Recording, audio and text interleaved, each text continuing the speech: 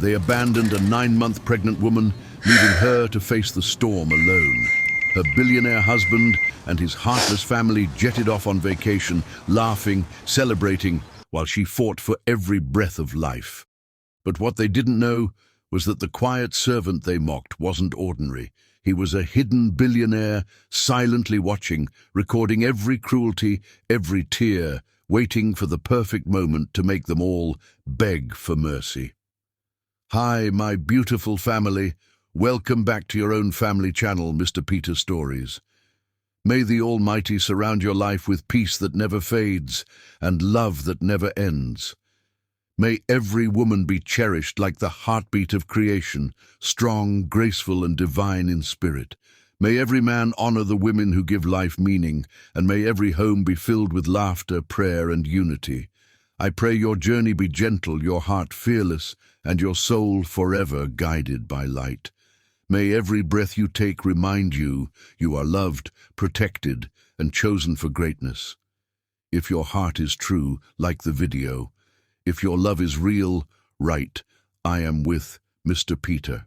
They say hell can wear the mask of heaven, where crystal chandeliers cast shadows instead of light, where marble floors feel colder than winter ice beneath bare feet, where a woman can stand surrounded by luxury and feel nothing but the crushing weight of abandonment. Some prisons have golden bars. Some cages are built from promises that turn to poison. And sometimes the only witness to your destruction is a man they treat like dust. A man whose eyes hold secrets that could reduce their glittering world to ashes. Janelle stood at the top of the grand staircase, watching her husband. Blake Ashford arranged designer luggage in the entrance hall below, each piece probably worth more than her childhood apartment had cost to furnish. Her swollen belly made every breath difficult, and her ankles had disappeared into puffy flesh that no longer resembled her own body. She gripped the railing with both hands and descended one careful step at a time, each movement sending pain shooting up her spine. "Blake, please listen to me," she said when she reached the bottom, her voice barely above a whisper because speaking loudly made her dizzy. "The doctor said the baby could come any day. I'm scared to be alone. Can't you wait just a few more weeks until she's born?" Blake didn't look up from adjusting his reflection in the enormous mirror that dominated the wall. His hair was perfect, his suit tailored to his body like a second skin, and Janelle remembered when she used to think he was the most handsome man she had ever seen. Now she looked at him and felt nothing but cold emptiness where love used to live. "We've discussed this already, Janelle. Mother has been planning this vacation since last year. The yacht is booked. The hotels are reserved. I'm not disappointing my entire family because you can't handle being alone for a little while. Women have babies every day. You'll be fine." The casual dismissal of her fear made something crack inside Janelle's chest. "I'm not asking you to cancel. I'm asking you to postpone until after your daughter is born. I'm asking my husband to be here when our child enters the world. Is that really too much?" Blake finally turned to look at her, and the disgust in his eyes made Janelle wish he had kept his back turned. "Look at yourself, Janelle. You've completely let yourself go. You're huge.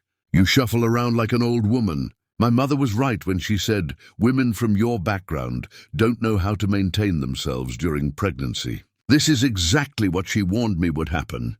Each word landed like a physical blow. Janelle looked down at her pregnant body, at the evidence of life growing inside her, and felt shame wash over her, even though she knew she should feel pride. "I'm creating a human being inside my body, Blake. Your daughter. Our child. How can you look at me with disgust when I'm carrying your baby?" The front door burst open, and Constance Ashford entered like royalty arriving at court. Her silver hair styled in an elaborate updo that probably required professional help. She wore white from head to toe, diamonds glittering at her throat and wrists, and her eyes swept over Janelle with the kind of contempt usually reserved for insects. "Blake, darling, we're already behind schedule. The car to the airport has been waiting for 15 minutes, and you know how I despise tardiness. It sets a terrible tone for the entire trip." Blake's brother Graham appeared behind their mother, smirking in that way that made Janelle's skin crawl.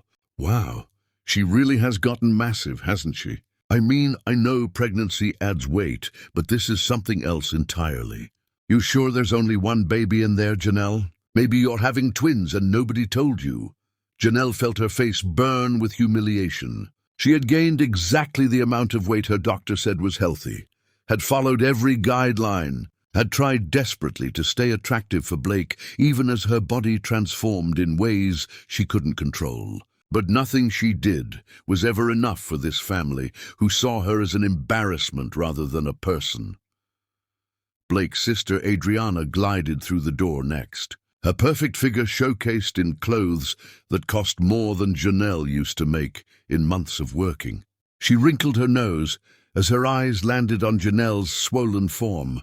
You really should have hired a personal trainer months ago, Janelle.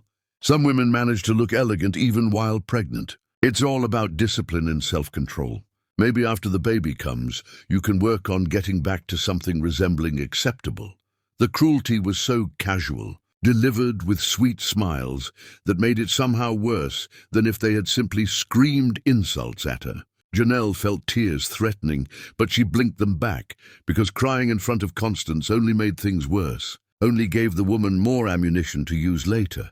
Blake grabbed his bags and moved toward the door without a backward glance. He paused only long enough to pull an envelope from his jacket and toss it onto the entry table. There's cash in there for groceries and whatever else you need. Don't call me unless the house is literally burning down, Janelle. I mean it. I deserve this vacation without you ruining it with constant complaints about how hard pregnancy is.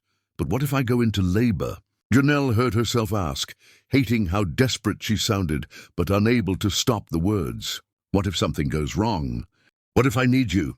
Constance's laugh was sharp enough to cut glass. Women have been giving birth since the dawn of humanity, dear. It's a perfectly natural process. I'm sure you'll manage just fine. We've arranged for someone to maintain the grounds while we're gone, so you won't be completely alone. Though frankly, some time by yourself might teach you to be less dependent. Motherhood requires strength, and you've shown precious little of that quality since Blake brought you into this family. The words were designed to hurt, and they hit their target with precision. Janelle watched as Blake and his family loaded their expensive luggage into luxury vehicles. Watched as they climbed inside without a single backward glance. Watched as the convoy pulled away down the long driveway, carrying them toward airports and yachts and a world where she simply did not exist. She stood at the window, with one hand pressed against the cold glass and the other cradling her belly, where her daughter was kicking. Tears streamed down her face now because there was no one left to see them, no one left to judge her for the weakness of crying. The mansion stretched around her enormous and empty and cold, and Janelle felt more alone than she had ever felt in her entire life. It's okay, baby girl, she whispered to her stomach. We don't need them. Mama's going to take care of you. I promise. Somehow we'll be okay. But the words felt hollow, even as she spoke them, because she didn't know how to take care of herself right now, much less a newborn baby. How was she supposed to survive labor and delivery alone in this massive house, with no one to call if something went wrong? The fear settled into her chest like ice, spreading through her veins until she felt frozen from the inside out. A movement in her peripheral vision made her turn her head. Jerry Johnson stood in the hallway that led toward the back of the house, partially hidden in shadows, and the expression on his face made her breath catch in her throat. He was the groundskeeper, the man who maintained the estate, the man this family barely acknowledged as human. But the way he was looking at her now held an intensity that seemed completely at odds with his humble position. His eyes held something she couldn't name. Rage, mixed with pain, mixed with determination, that made him look dangerous despite his work clothes and calloused hands. He was watching her like she mattered, like her suffering registered on some fundamental level that Blake and his family had never bothered to access. I'm sorry you had to witness that, Janelle said, quickly wiping at her tears with trembling hands. I'm sure you have work to do. Please don't let me keep you. Jerry stepped forward into the light, and Janelle noticed things about him she had never paid attention to before. The way he carried himself with confidence that seemed unusual for his position. The quality of his features, strong and defined in ways that spoke of good genetics. The intelligence in his eyes that suggested depth she had never bothered to explore because he was just the help, just someone who existed in the background. No one should be treated the way they just treated you, Jerry said. And his voice was low and controlled, but there was steel underneath it that made her shiver. No one deserves that kind of cruelty, especially not when you're vulnerable and scared and about to bring life into this world. The words unlocked something inside Janelle that she had been holding closed. Suddenly, she was sobbing, really sobbing, her whole body shaking with the force of grief and fear and exhaustion that she had been suppressing for months. Jerry moved toward her without asking permission and guided her to the nearby sofa. His hands gentle but sure as he helped her sit. He disappeared for a moment and returned with water and a soft blanket, draping it over her shoulders before positioning a footstool beneath her swollen feet. The simple acts of care made Janelle cry harder because no one had taken care of her like this. In so long she had forgotten what kindness felt like. "Thank you," she managed to whisper between sobs. "I don't even know why you're being nice to me. You barely know me."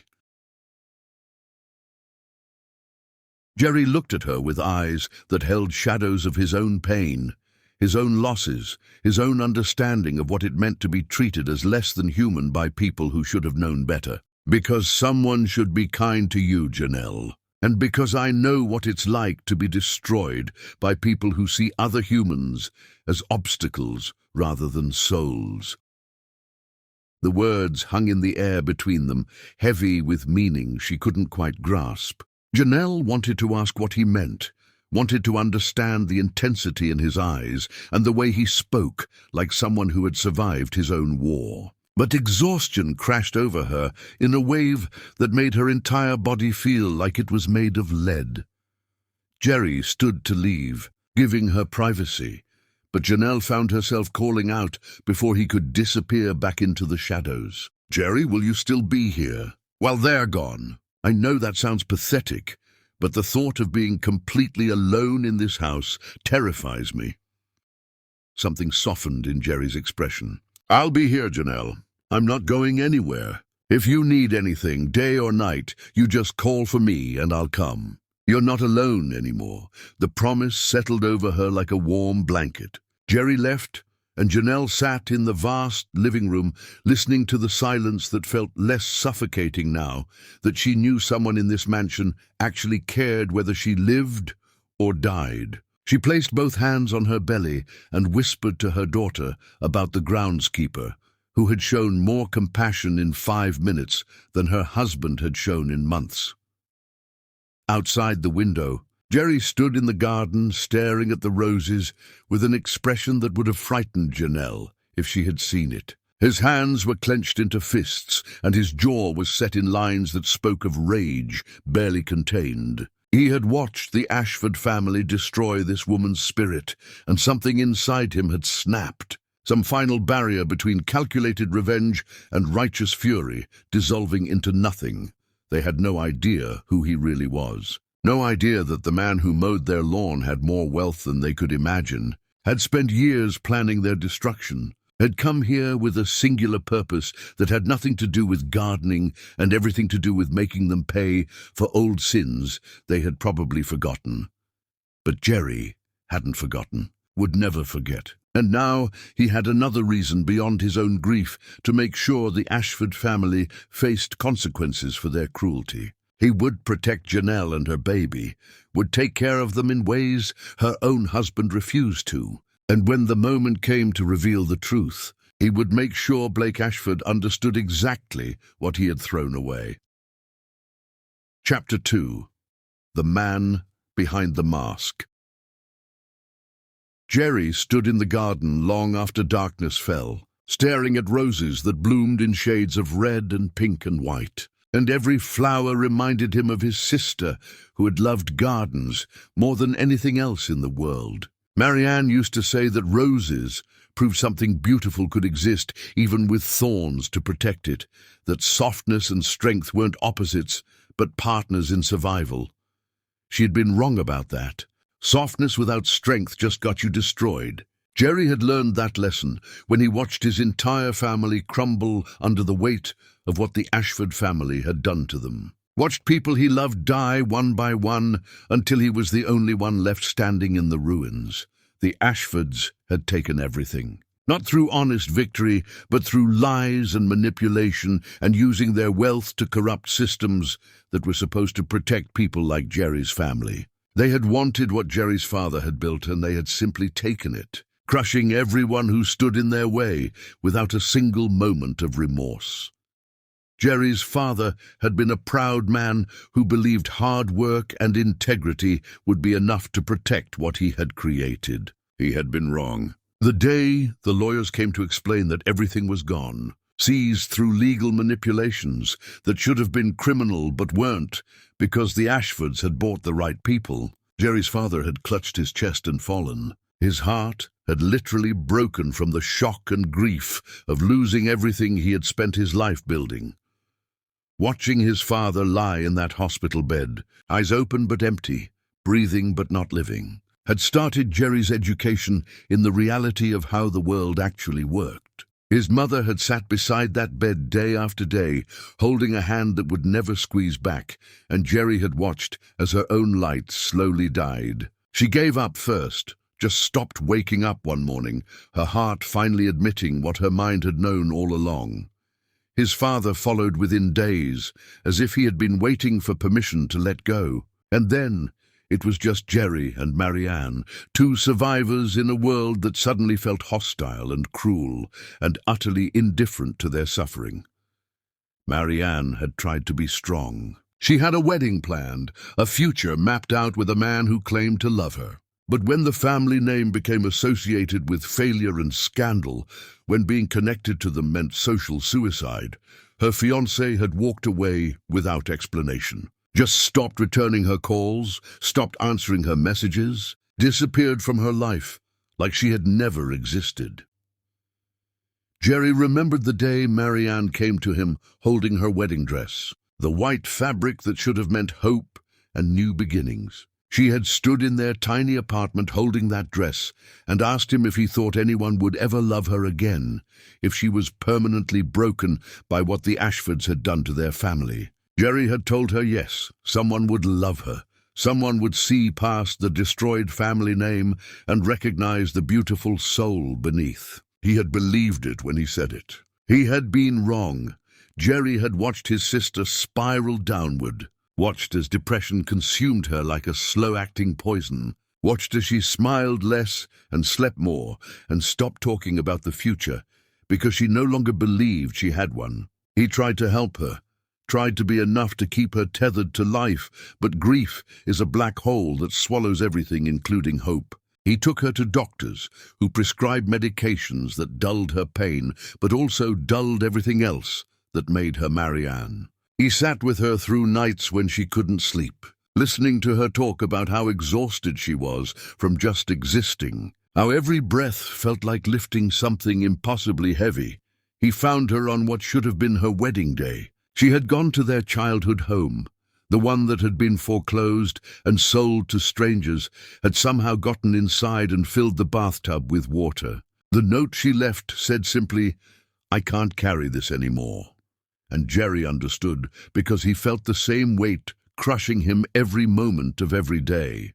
But understanding didn't make it hurt less. Jerry had held her body in that tub, the water gone cold, her skin pale as marble, and he had screamed until his voice gave out. Screamed at the Ashfords who would never hear him. Screamed at a world that let good people die while cruel ones prospered. Screamed at himself for not seeing how close to the edge she had been, for thinking his love would be enough to keep her here. The police came eventually, pulled him away from her body, and Jerry let them because he had nothing left inside to fight with. But where Marianne had chosen to let go, Jerry had chosen to transform his grief into purpose. Holding her cold body, feeling the absolute finality of death, something inside Jerry had turned to ice. The part of him that believed in goodness, that believed people got what they deserved, that believed the world was fundamentally fair, died in that bathroom along with his sister.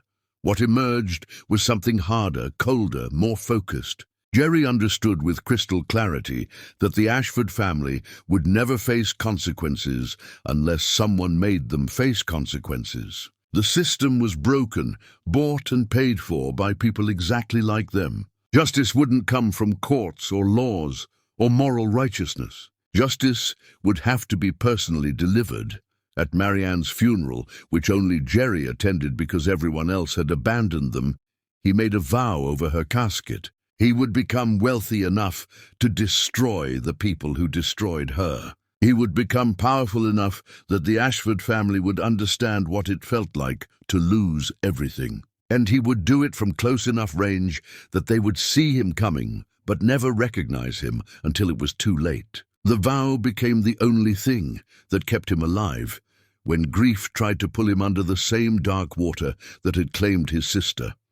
So Jerry had rebuilt himself with singular focus. But the rebuilding was harder than he ever imagined. He took jobs no one else wanted, worked brutal hours that left him exhausted but financially stable, lived in his truck to save every possible dollar. Some nights, he would sit in that truck in parking lots, watching other people go home to families, watching them have the lives that had been stolen from him. And the loneliness was so profound, it felt like drowning on dry land. But he would think of Marianne, would remember his father's broken heart and his mother's grief, and the pain would transform into fuel that kept him moving forward. He taught himself everything he could about wealth creation, about investing, about building the kind of fortune that could stand against families like the Ashfords. He spent nights in libraries reading books about people who had risen from nothing, studying their strategies, learning from their mistakes. He made smart choices and lucky bets and ruthless decisions that paid off beyond his wildest expectations. Every dollar he earned went back into creating more dollars, building a fortune through careful calculation and an almost supernatural ability to see opportunities others missed. He made smart choices and lucky bets and ruthless decisions that paid off beyond his wildest expectations. Property investments that multiplied in value, backing entrepreneurs whose visions changed industries, moving money through markets with timing that seemed almost supernatural, but was really just obsessive research and calculated risk-taking. The wealth accumulated faster than Jerry had dared to hope. Within a handful of years, he had recovered everything his family lost. Within a handful more, he had surpassed it. He kept going because the goal was never just to be rich. The goal was to be powerful enough to destroy people who thought their wealth made them untouchable. By the time Jerry felt ready to execute his revenge, he had more money than the Ashford family could imagine. But money alone wasn't enough. Revenge required proximity, required understanding your enemy, required being close enough to document every crime and exploit every weakness. So Jerry had created a false identity, became someone simple and humble, someone the Ashfords would never see as a threat. He fabricated a complete background that would survive any investigation, created references from people who existed only on paper, became Jerry Johnson, the groundskeeper, with no family and no ambitions beyond honest work. But he had also made another decision, one that went beyond simple revenge. He decided to test them, not just document their crimes, but test whether they possessed a single shred of human decency beneath their wealth. Because Jerry needed to know, needed absolute certainty that he was destroying people who deserved destruction. His sister had believed in the fundamental goodness of people right up until she couldn't believe anymore. And Jerry owed it to her memory to be absolutely sure the Ashfords were beyond redemption. So he hid his identity, not just for revenge, but as a test. Would they show kindness to someone they perceived as beneath them? Would they treat their groundskeeper like a human being when there was nothing to gain from it? Would any of them prove that somewhere underneath the privilege and entitlement, a decent heart still beat? Jerry spent seasons watching and hoping, despite himself, that maybe one of them would prove him wrong, would show compassion that might make him question his path. Getting hired at the Ashford estate had been easy because wealthy people rarely look closely at the help. They had accepted his application without question, had never bothered to look deeply enough to see the cracks in his story. Why would they? He was just there to mow the lawn and fix things when they broke. He didn't matter enough to investigate. For seasons, Jerry had played his role perfectly. He maintained their grounds and listened to their conversations and documented everything they said when they forgot he was in the room. He collected evidence of bribed officials and falsified documents and all the corrupt practices they had used to build their fortune on the broken backs of families like his. But he had also done something else, something he hadn't anticipated. He had tested them. Tested whether any of them possessed basic human decency beneath their wealth and status. Tested whether they would show kindness to someone they perceived as beneath them. Tested whether there was a single good heart in the entire family. They had all failed. Every single one of them. They treated Jerry like furniture, talked over him like he didn't exist, never once acknowledged him as a human being worthy of basic respect. They proved through their daily actions that they were exactly what he suspected. People so corrupted by privilege that they had lost the ability to see other humans as anything but tools to be used or obstacles to be removed. And then Blake had brought home Janelle. Jerry had expected her to be like them, just another person drunk on wealth and status. But instead, he had watched Blake court her with false promises, had watched her fall for a version of Blake that didn't really exist, had watched the mask slip the moment the wedding ended, and Blake no longer had to pretend. Watching the Ashford family destroy Janelle slowly over months had complicated Jerry's clean narrative of revenge. She was innocent in all of this, just another victim of their casual cruelty. And watching her suffer while pregnant, watching her try so desperately to earn love from people incapable of giving it, had stirred something in Jerry he thought was long dead. Compassion, protective instinct, the desire to help someone simply because they needed help, not because it served his larger purpose. These were dangerous feelings for someone who had spent years turning himself into a weapon aimed at one specific target. Now the Ashford family was gone and Janelle was alone, and Jerry stood in a garden making a decision that could complicate everything. He would protect her, would take care of her and her baby, would show her the kindness her own family refused to give, not because it served his revenge, but because someone needed to, because leaving her to suffer alone would make him no better than the monsters he had sworn to destroy. It was a risk. Caring about her meant creating vulnerability in his carefully constructed plan. But Jerry had spent too long being cold and calculating and empty. Taking care of Janelle might be the only thing that kept him human through what was coming next. He looked up at the mansion where lights glowed in windows, where Janelle was probably sitting alone, wondering how her life had become this nightmare. Jerry made himself a promise, standing in that garden surrounded by roses his sister would have loved. He would protect Janelle and her baby through whatever came next. And then he would destroy the Ashford family so completely they would understand exactly what it felt like to lose everything. The two goals weren't mutually exclusive. He would find a way to walk both paths, even if it meant risking the control he had maintained for so long. For his family's memory, he would have his revenge. For Janelle's sake, he would prove that not everyone in her world was cruel. And maybe, in taking care of her, he would remember what it felt like to be someone who built things instead of just destroying them. Chapter 3. The Silent Language of Care. Janelle woke on the fourth morning and knew before opening her eyes that something was different. The smell of real food drifted through her bedroom, the kind of cooking that required thought and skill. And for a moment she wondered if she was dreaming because no one was here to cook for her. She opened her eyes and saw it sitting on the table beside her bed. A breakfast tray arranged with care, scrambled eggs fluffy and perfect, fresh fruit cut into careful pieces, toast with butter already spread. orange juice in a crystal glass. Steam rose from the eggs, telling her this had been prepared moments ago, and the sight made tears start falling before she could stop them.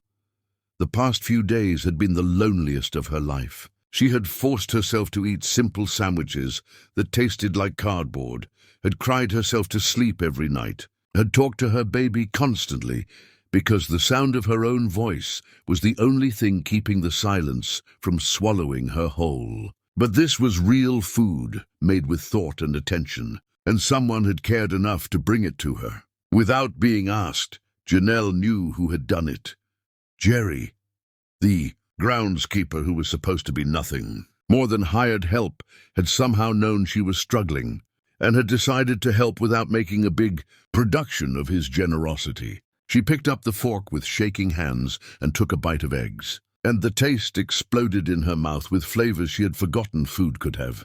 She ate every bite, savoring each mouthful, and when the plate was empty, she sat there holding the tray and crying, because this simple act of kindness felt like a lifeline thrown to a drowning person. She had been so alone, so utterly abandoned, and someone had seen her suffering and decided to do something about it. The next morning brought another tray, and the morning after that. Janelle began to understand that Jerry was taking care of her in ways her own husband never had, showing her through actions rather than words that her life had value, that she mattered, that someone in this world cared whether she woke up hungry or fed. She started noticing other changes too. Small things that showed someone was paying attention to her needs in ways no one had, in longer than she could remember. The temperature in the mansion was always comfortable now, warm enough that her aching body could relax, but not so hot she felt suffocated. Lights stayed on in the hallways at night, guiding her path during the constant bathroom trips pregnancy demanded. Fresh flowers appeared in the rooms she used most often, bringing color and life into spaces that had felt dead. Someone had noticed which rooms she spent time in and had decorated them specifically for her comfort. The thoughtfulness of it made her chest ache with emotions she didn't know how to process. And then one afternoon, Janelle climbed the stairs to check on the nursery, moving slowly because every step required negotiation with the body that felt like it belonged to someone else. She pushed open the door, expecting to see the half-finished space she had been slowly preparing, fighting through exhaustion to assemble furniture piece by piece. Instead, she found perfection. The crib had been fully assembled and dressed with soft bedding and shades that made the room glow. The changing table was organized with everything she would need, diapers and wipes arranged with thought. A rocking chair sat by the window positioned to catch morning light. The walls had been painted a gentle yellow that made the whole space feel warm and welcoming. Even small details had been attended to. A mobile hung over the crib. Books sat on a shelf. A lamp cast gentle light perfect for nighttime feedings. Someone had thought of everything, had created a space where her daughter would be welcomed and loved and cared for.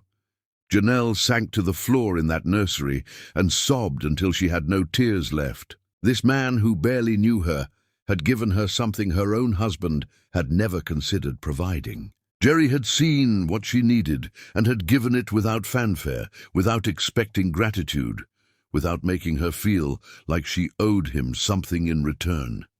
He had simply cared, and that caring was saving something inside her that had been dying from neglect. That evening, Janelle went looking for Jerry, despite her swollen ankles and aching back. She found him in the garden, where roses bloomed in impossible beauty, their petals perfect in the fading light. He looked up when he heard her approaching, and concern immediately crossed his face. "You shouldn't be walking around so much," Jerry said, standing quickly and moving toward her. "Your body needs rest, Janelle. You're pushing yourself too hard." "I needed to thank you," Janelle said, her voice breaking despite her best efforts to keep it steady, "for the breakfast trays in the nursery and everything else you've been doing. I don't understand why you're being so kind to me, but I need you to know that it's the only thing keeping me from completely falling apart."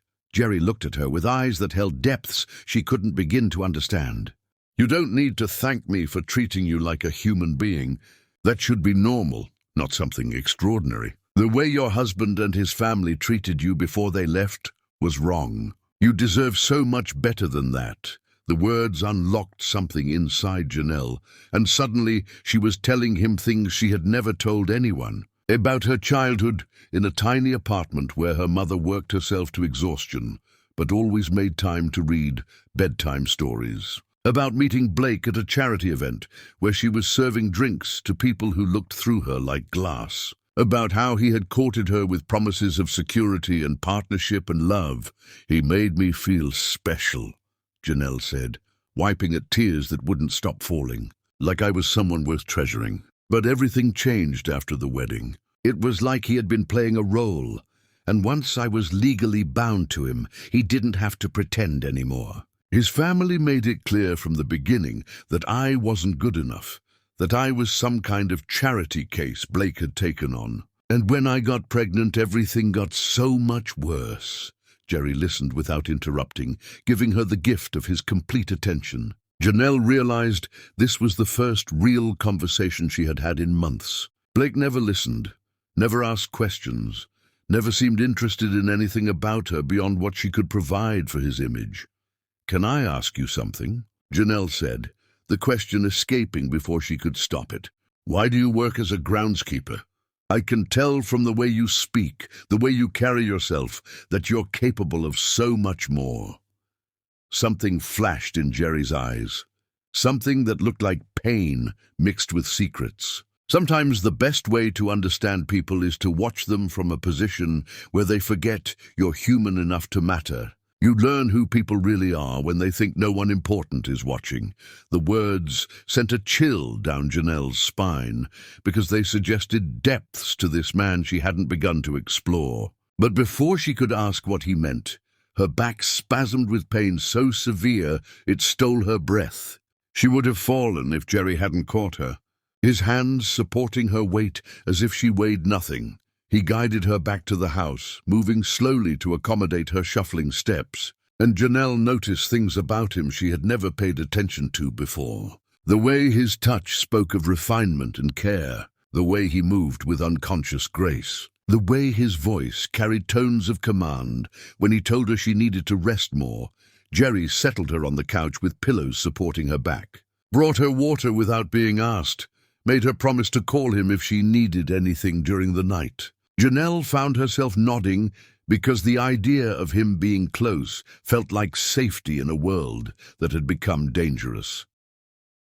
After he left, Janelle sat in the gathering darkness, thinking about the groundskeeper who spoke like someone educated and moved like someone accustomed to authority. She thought about the way he looked at the mansion sometimes, with intensity that seemed less like admiration and more like studying an opponent.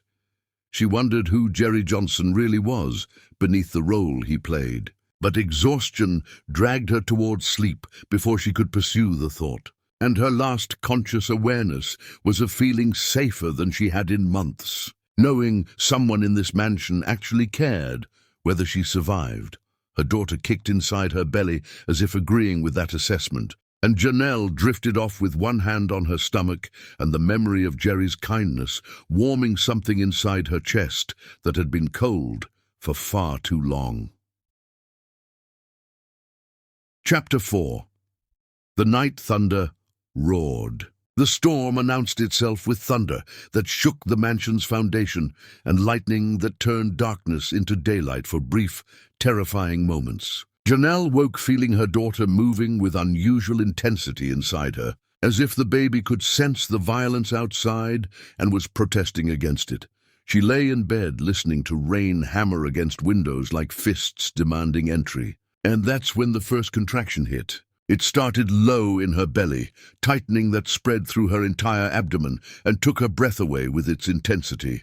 Janelle pressed both hands against her stomach and counted seconds like the doctor had taught her, waiting for it to pass. The contraction lasted longer than she expected. When it finally released, Janelle told herself it was nothing, just her body practicing for the real thing. But deep in her bones, she knew this felt different, sharper and deeper, radiating through her in waves that left her gasping for air. Another contraction came, then another. Janelle looked at the clock and felt fear claw at her throat because they were coming too close together, which meant this was real labor, which meant her baby was coming right now in the middle of a storm that sounded like the world was ending. She reached for her phone with trembling hands and tried to call Blake, pressing his number with fingers that felt clumsy and foreign. The call wouldn't go through. She tried Constance with the same result, tried Graham and Adriana, and reality crashed over her like a wave. They had blocked her. Her own husband had blocked her number while she was carrying his child, which meant she had no way to reach him, no way to tell him their daughter was being born, no way to ask for help even if she was dying. The betrayal cut deeper than the contractions. What kind of man blocks his pregnant wife's phone number? What kind of family abandons someone carrying their blood? Janelle felt something inside her chest crack and bleed because she had known Blake was cruel, but she hadn't imagined he was cruel enough to completely erase her when she might need him most. Another contraction hit, stronger than the last, and Janelle screamed Jerry's name into the storm. She screamed it again and again, her voice raw with terror, and within seconds her bedroom door crashed open and Jerry stood there with fear written across his face. "It's the baby." Janelle gasped between contractions, her whole body shaking. "Something's wrong, Jerry. This isn't how it's supposed to feel. I need to get to the hospital right now. Please help me." Jerry's face went pale, but his voice was steady when he spoke. "I'm going to get you there, Janelle. I promise. Can you walk?" Janelle tried to stand, but another contraction doubled her over, and she would have collapsed if Jerry hadn't caught her. He lifted her in his arms like she weighed nothing despite her pregnant bulk, and Janelle wrapped her arms around his neck and buried her face against his shoulder as he carried her down the stairs. The rain hit them the moment Jerry opened the front door, soaking them both instantly. He ran to his truck and settled Janelle in the passenger seat, and when he climbed behind the wheel, Janelle saw real fear in his eyes as he looked out at the storm. The driveway had become a river. Trees were down across the road, blocking the usual route. The storm was so violent that visibility was nearly zero, and Janelle's contractions were coming faster now, less than 5 minutes apart, which meant they were running out of time. "Jerry, I'm scared," Janelle heard herself say, her voice breaking into pieces. "What if we don't make it? What if my baby dies because I'm stuck here with no one who cares enough to help me?" Jerry reached over and took her hand, gripping it hard enough that it almost hurt, and when he spoke, his voice carried conviction that cut through her panic like light through darkness. "Listen to me, Janelle. I'm going to get you to that hospital if I have to drive through hell itself to do it.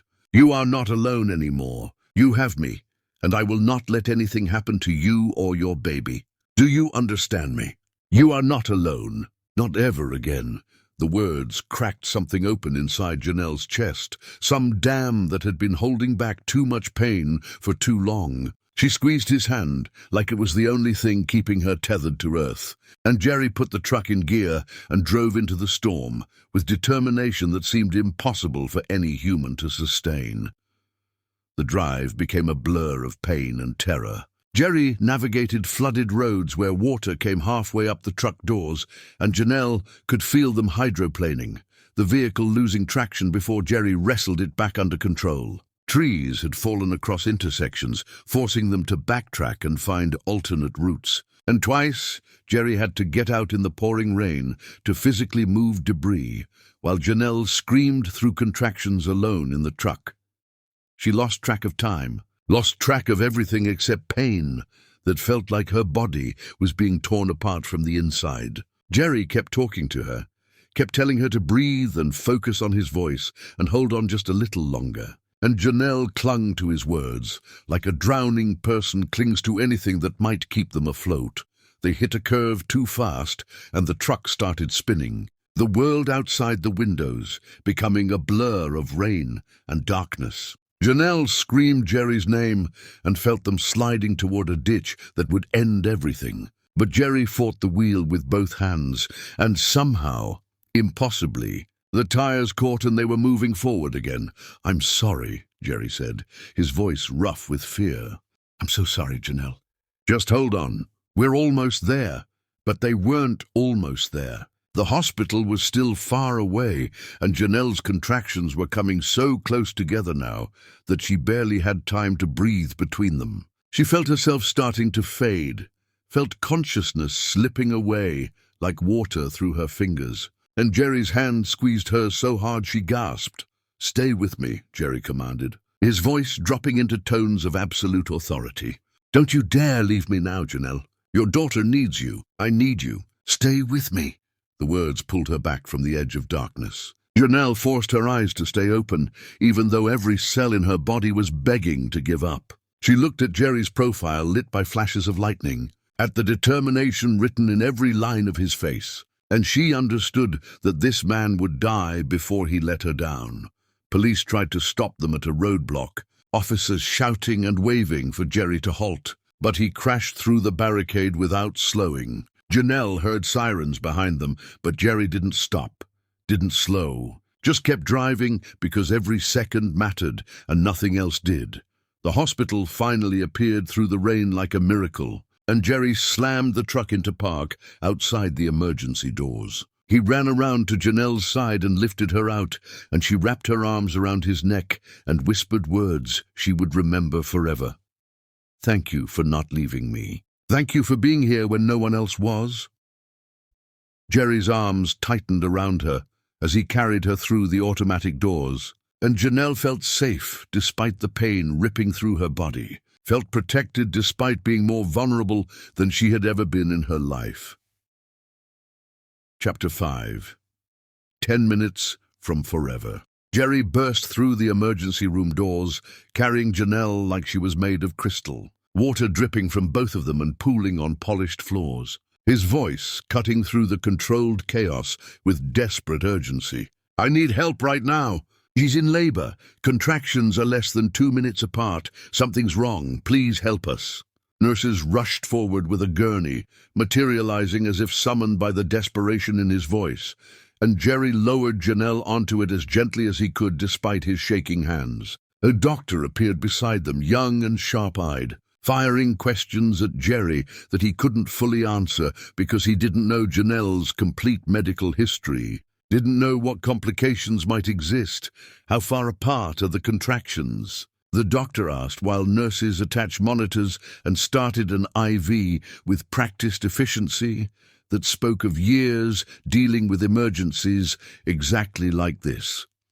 "Less than 2 minutes now," Jerry said, his hand still gripping Janelle's because letting go felt impossible. "They started coming fast from the beginning. We got stuck in the storm. I think something's really wrong." The doctor's expression shifted into something more serious as she examined the monitors, and Jerry saw her exchange a look with one of the nurses that made his blood run cold with fear he couldn't afford to show. "We need to get her to delivery right now. This baby is in serious distress." They started wheeling Janelle away, and a nurse put her hand on Jerry's chest to stop him from following, her voice professional but firm.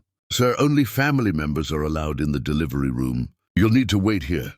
Something inside Jerry broke. He looked at this nurse with eyes that had watched his entire family die, eyes that had spent countless days focused on revenge, eyes that now held only one purpose, which was keeping Janelle alive. His voice dropped to a tone that made the nurse physically step backward. "I am the only family this woman has. Her husband abandoned her while she was pregnant to go on vacation and blocked her phone number so she couldn't reach him when she went into labor. I drove through a storm that should have killed us both to get her here. I'm not leaving her side. If you try to stop me from being there when she needs me, I will make it my personal mission to tear apart every policy in this hospital until someone tells me no who actually has authority to do it." The nurse looked into Jerry's eyes and seemed to see something there that convinced her not to argue. She stepped aside with a small nod. and Jerry followed the gurney through double doors into a delivery room where bright lights and medical equipment created an atmosphere of controlled crisis. Janelle's hand found his immediately, gripping with strength that spoke of desperation and trust woven together. Her face was pale and slick with sweat, her eyes wide with pain and fear, and Jerry leaned close enough that only she could hear him when he spoke. "I'm here, Janelle. I'm not going anywhere. You're going to survive this. Your daughter is going to survive this. I promise you."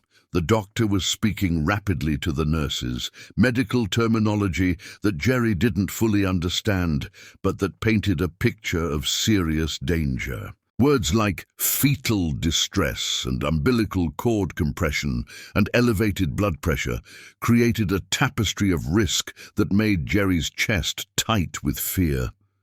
"Janelle, listen to me," the doctor said, her voice calm but urgent in that way medical professionals master when they need to deliver bad news without causing panic. "Your baby's heart rate is dropping dangerously low. The umbilical cord is compressed, which means she's not getting enough oxygen. We need to deliver her immediately. This is going to be intense and painful, but I need you to work with me.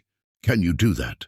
Janelle nodded, tears streaming down her face, and Jerry squeezed her hand hard enough that she gasped. "Look at me," he commanded, and her eyes locked onto his. "You are the strongest person I have ever known. You survived being abandoned by people who should have protected you. You survived a drive through hell to get here. You can survive this. Your daughter needs you to fight, Janelle. So fight with everything you have."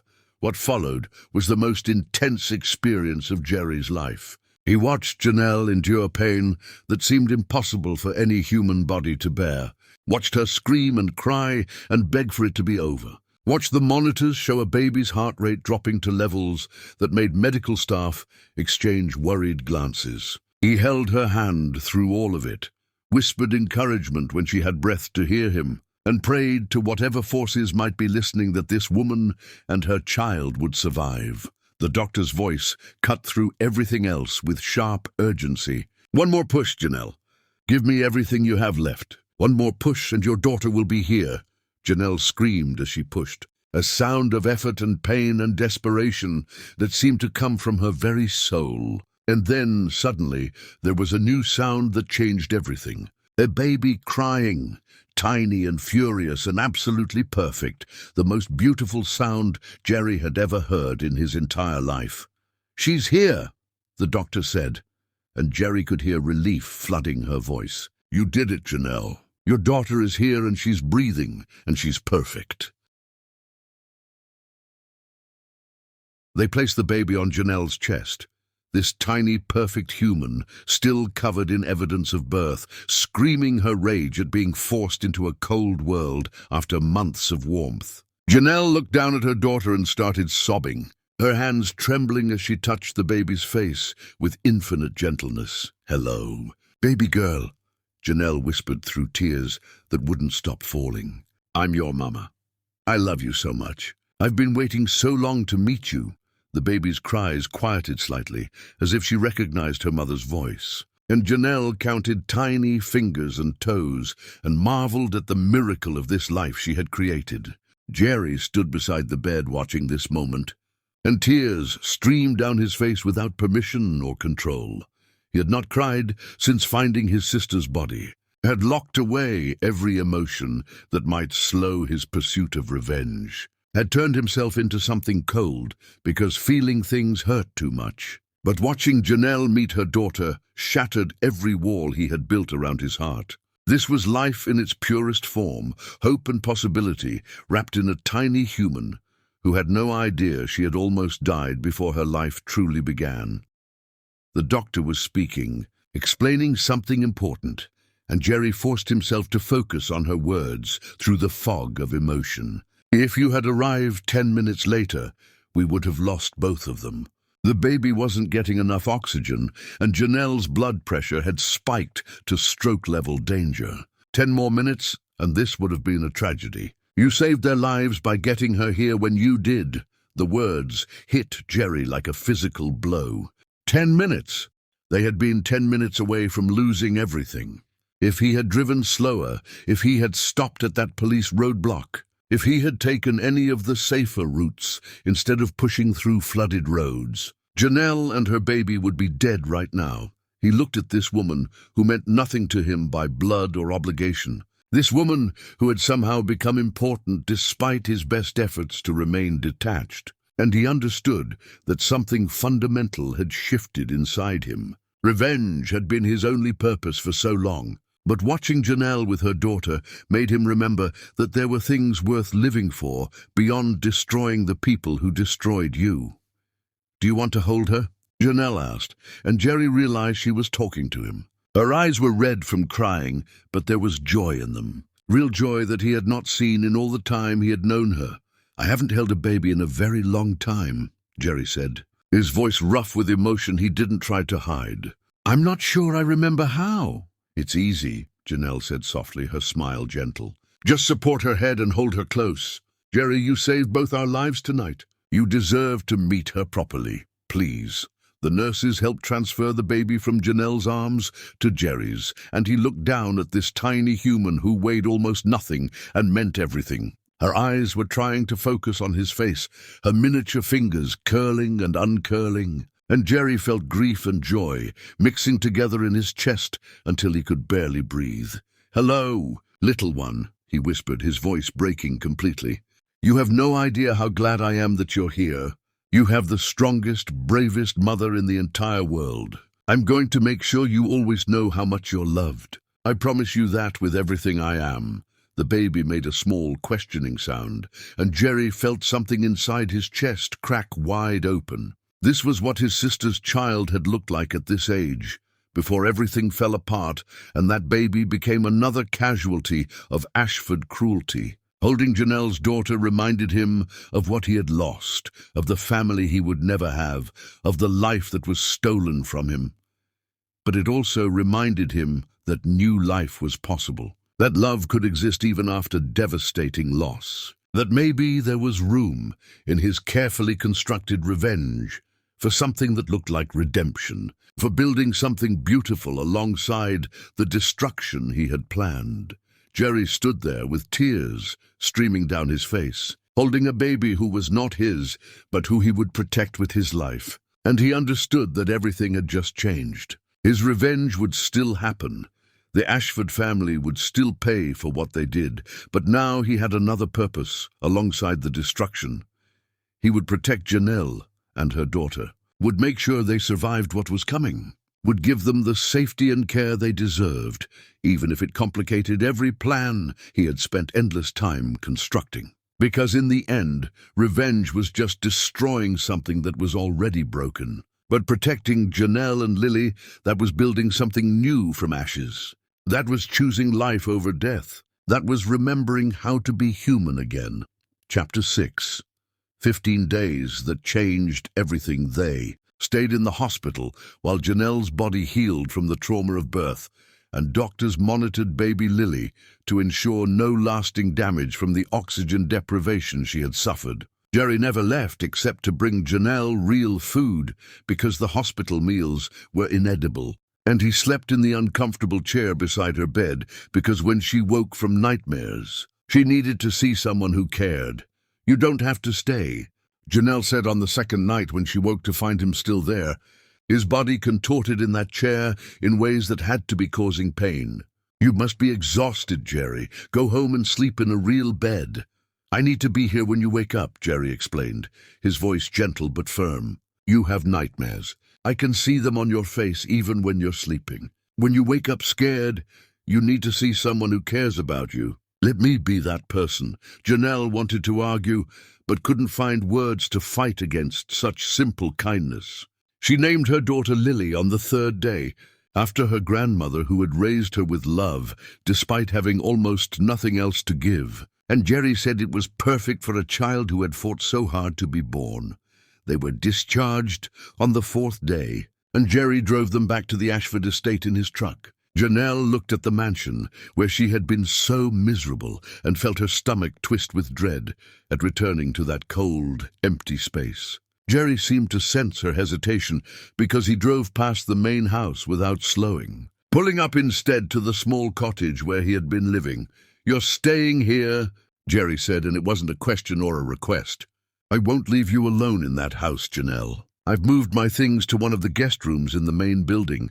This cottage is yours and Lily's for as long as you need it." Janelle wanted to protest, wanted to say she couldn't take his home. But when she looked at the cottage with its warm lights glowing through windows, she found herself nodding. Jerry carried Lily inside while Janelle followed slowly, her body still healing from birth, and she discovered that he had transformed the space into something perfect. Fresh flowers filled every surface. The bedroom had been prepared with clean sheets and extra pillows for nursing. A bassinet stood ready beside the bed. The kitchen was stocked with food. Everything had been thought of, everything prepared. And Janelle stood in the middle of this care and cried because no one had ever taken care of her like this. The next days blurred together in exhaustion and endless feedings, and Jerry and Janelle developed a rhythm that felt like being a real family, even though they both knew it was temporary. He brought her breakfast every morning without fail, sat with her during long afternoons when postpartum hormones made her cry for reasons she couldn't articulate, took over with Lily during the nights so Janelle could sleep for more than 2 hours at a time. Janelle watched Jerry with her daughter and saw tenderness that transformed him completely. He changed diapers with fumbling determination that made her laugh until tears came. He learned to warm bottles to the exact temperature Lily preferred. He rocked the baby to sleep while singing lullabies in a voice Janelle discovered was beautiful, and she would lie in bed listening to him sing and feeling her heart rearrange itself in terrifying ways. She caught herself watching him when he thought she wasn't looking, noticed how his hands remained gentle with Lily despite being calloused from work, noticed how he talked to the baby about everything as if she could understand every word. Noticed how he moved through the cottage like he belonged there, like they all belonged together, like this was a real family instead of a temporary arrangement born from crisis. And she noticed other things too, things that made her heart race in ways that had nothing to do with gratitude. The way his eyes crinkled when he smiled at something Lily did. The way his voice dropped into softer tones when he spoke to the baby in the middle of the night, thinking Janelle was asleep. The way he looked at Janelle sometimes when he thought she wasn't paying attention, with an expression that held tenderness and longing and something that looked almost like hope. She found herself thinking about him during quiet moments, remembering conversations they had shared, wondering what it would be like to be loved by someone like Jerry, who chose to care rather than being obligated to care. But these thoughts terrified her because falling for Jerry meant risking her heart again, meant trusting someone after Blake had shattered her ability to trust. What if Jerry's kindness was temporary? What if he changed once things became normal and boring?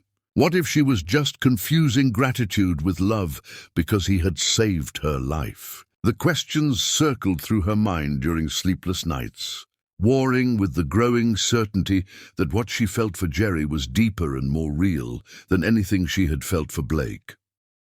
One evening, Jerry was washing bottles at the sink, and Janelle brought Lily to him, the baby fussing in that way that meant she was tired but fighting sleep. "Can you try rocking her? She settles faster for you than she does for me." Jerry took Lily carefully, settling her against his chest, and started that gentle, swaying motion Janelle had watched him perfect. He hummed something low and soothing, and within minutes Lily's eyes were drooping closed in complete trust. "You're really good at this," Janelle said softly, watching the way he held her daughter with such natural care. "It's like you were meant to be a father." Jerry's expression shifted into something painful. "My sister had a son. I was there when he was born, helped take care of him during those first months. I thought I would get to watch him grow up, be the uncle who taught him things. But I lost him along with everyone else when my family fell apart." Janelle's heart ached for the grief in his voice. "Can you tell me what happened to your family? You've mentioned losing them before, but you've never explained how." For a long moment, Jerry was silent, just swaying gently with Lily in his arms, and Janelle thought he wouldn't answer. But then he started speaking, his voice low and controlled, but carrying the weight of pain that had never healed. My family had something that bigger, more powerful people wanted. They didn't ask to buy it fairly. They just took it through lies and manipulation and using their wealth to corrupt everything that should have protected us. They destroyed us completely, turned our name into something people were ashamed to be associated with. My father's heart broke from the shock of losing everything he built. My mother gave up and died from grief. My sister tried to be strong, but the weight was too much and she took her own life. And I survived, if you can call it surviving. Tears streamed down Janelle's face as she listened. Jerry, I'm so sorry. No one should have to carry that kind of loss. Who did this to your family? Jerry looked at her then, and the intensity in his eyes made her breath catch. The same family you married into, Janelle. The Ashfords destroyed my family, and I've spent a very long time planning to make them pay for what they did. The words hung in the air between them, and Janelle felt the world tilt as understanding crashed over her. You've been planning revenge. That's why you're here. That's why you work as their groundskeeper. You've been hiding who you really are? Yes, Jerry said simply. I hid my identity to test them, to see if any of them had a heart worth saving. They all failed. Every single one of them treated me like I wasn't human. But then I met you, and you complicated everything because you're innocent in all of this. You're just another person they're destroying, and watching them hurt you made me remember what it felt like to care about protecting someone instead of just planning destruction. Janelle's mind was reeling, trying to process everything. So taking care of me, was that part of your revenge? Was I just a tool you used to hurt them? No, Jerry said with absolute conviction, and he took a step closer to her, careful not to wake Lily sleeping against his chest. You were never part of the plan.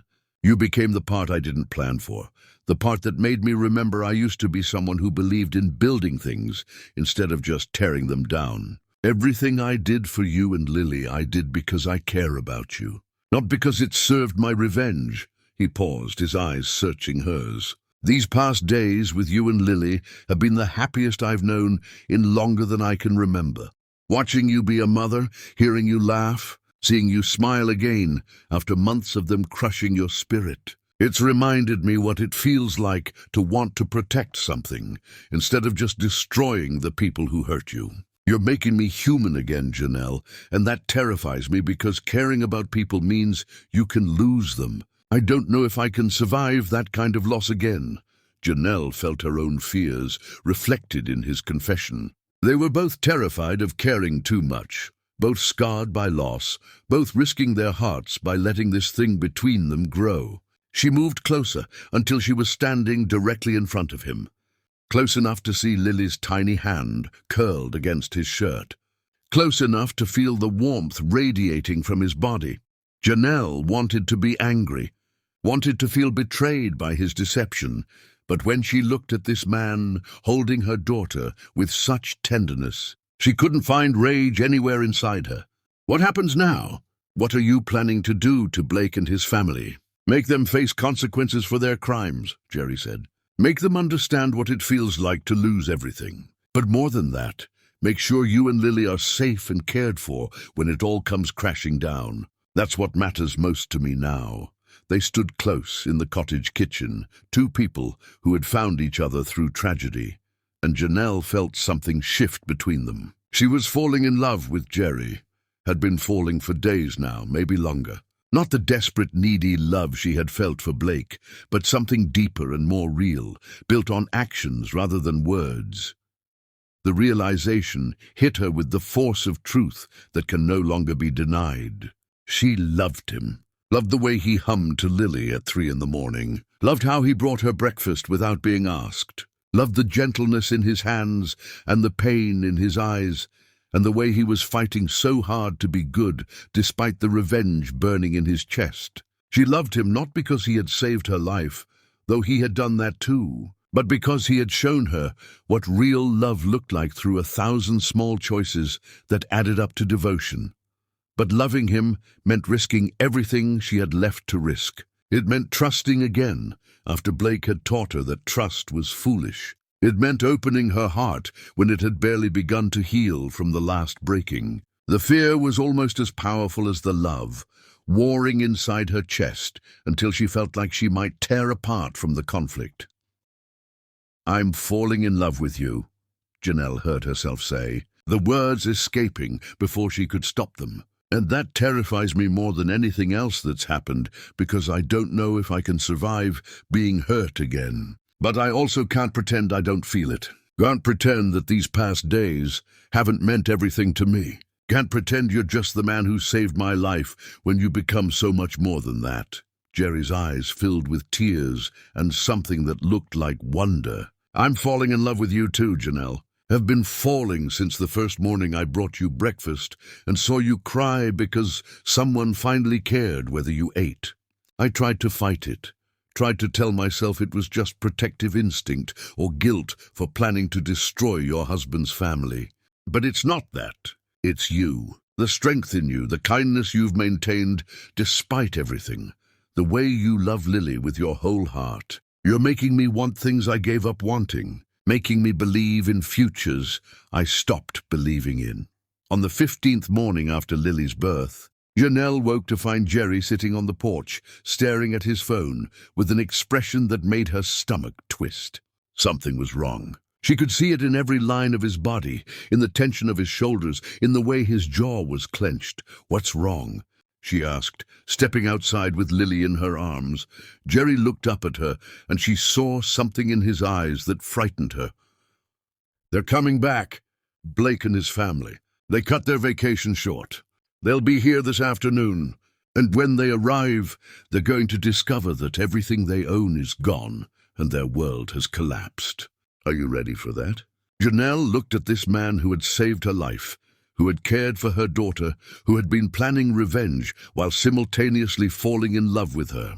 "I'm ready. Show me what justice looks like." Chapter 7. See you in court. The sound of multiple vehicles coming up the driveway made Janelle's heart pound against her ribs. She stood at the cottage window, watching the convoy of luxury cars pull up to the main house. Watching Blake and his family emerge from their vehicles, looking tanned and irritated, rather than relaxed. Blake looked thinner, his face drawn with stress that had nothing to do with missing his wife or newborn daughter he had never met. Constance emerged from her car already on her phone, her voice shrill, even from this distance. Graham and Adriana looked around with confusion, turning rapidly to alarm as they tried their keys and discovered none of them worked. "What the hell?" Blake's voice carried across the lawn, sharp with confusion and rising anger. "Who changed the locks on my own house?" He tried the side door with the same result, then the back entrance, and Janelle could see panic starting to replace confusion on his face. Constance was screaming into her phone at someone, her composure cracking visibly. Graham was circling the property, trying every possible entry, like a trapped animal seeking escape. That's when Janelle saw it. A large notice posted prominently on the front gate, impossible to miss, printed on official paper that caught the afternoon light. She couldn't read it from the cottage, but she could see Blake tearing it down. Could see his face going from purple to white as he read whatever was written there. Could see him showing it to his mother, whose hand flew to her throat in shock. "See you in court," Janelle whispered. Somehow knowing those words were on that notice, even though she couldn't see them, Blake was screaming now, his voice carrying across the manicured lawn. "This is illegal. They can't just seize our property.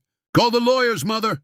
Call them right now!" But Constance was already on her phone, and from the way her face kept changing color, the lawyers were not telling her what she wanted to hear. Graham had his phone out too, checking something, and whatever he saw made him start cursing with creative fury. Adriana was crying, her perfect makeup running down her face in black streaks. Janelle watched it all unfold with strange detachment, as if she were watching a play, rather than witnessing the destruction of the family she had married into. She should have felt something, should have felt sympathy or satisfaction or fear, but instead she just felt numb, The front door of the mansion opened and Jerry emerged, and Janelle's breath caught because he looked nothing like the groundskeeper she had known. He moved with authority, with confidence, with the bearing of someone who owned everything he surveyed. Blake spun toward him with rage written across his face. "You! What did you do? What the hell did you do to my house?" Jerry's voice carried clearly across the lawn, calm and cold as winter ice. "Your house? That's interesting, Blake. According to the documents filed this morning, this property no longer belongs to you. It's being seized as part of the lawsuit against your family. You don't own this house anymore. You don't own anything anymore." Blake lunged at Jerry with his fists raised, but Jerry sidestepped easily, and Blake stumbled, catching himself against the wall. "You're just the groundskeeper. You can't do this. You don't have the authority." "That's where you're wrong," Jerry said, and there was something in his voice that made everyone freeze. "I'm not the groundskeeper. I never was. Let me tell you a story about a family you destroyed." Janelle moved closer to the window, Lily sleeping in her arms, as Jerry reached into his jacket and pulled out a photograph. Even from this distance, she could see it was old, yellowed, and when Jerry held it up, she saw Blake's face transform into something that might have been recognition. "Does the name mean anything to you, Blake?" Jerry's voice cut through the afternoon air. "Or did your father destroy so many families that you can't keep track of all the lives he ruined?" "My name is Jerry Johnson. The family you're looking at in this photograph was mine. And when your father took everything we had built through fraud and lies, my family died. All of them."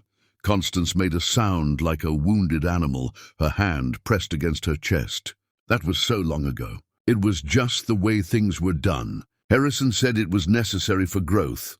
"Necessary for growth," Jerry repeated, his voice sharp enough to cut.